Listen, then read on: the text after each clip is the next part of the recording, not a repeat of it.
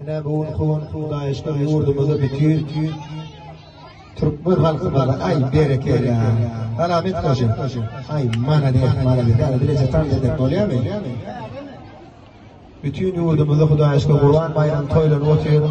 Hem benim Kurban Bayramı kutlu olsun. Mübarek olsun. Kurban kılanın kavul olsun. Yurdumuz ferahat olsun.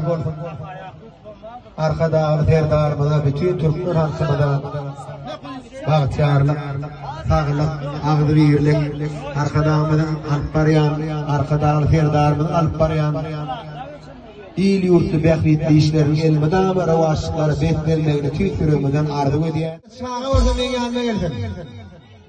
Hem çağa bir yerde çağa orada geldim. Şutak geldim çağada. Bir yerde çağa ardığa orada şutak düştün. Alam bağlana. İnne ne mediyatine? Olur. Hem ben farun aleyküm. Yekeden illeşerse ani tuvaleme. İnne ne mediyatine şaşka. Bu çabak saliyas. Uyalla bozağalla mı hem ben kardeşler.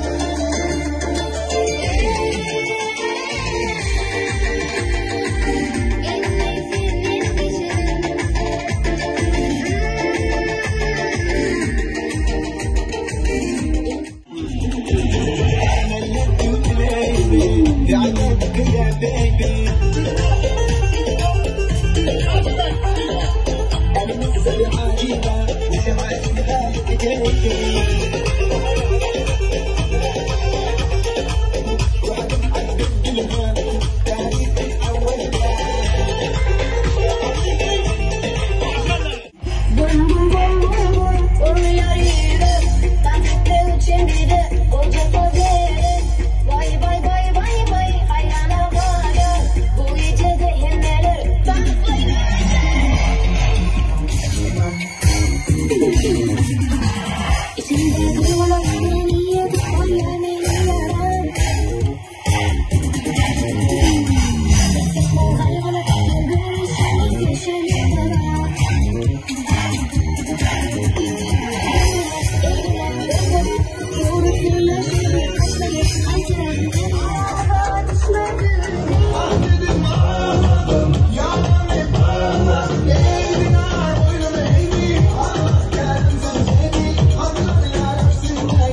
Toylar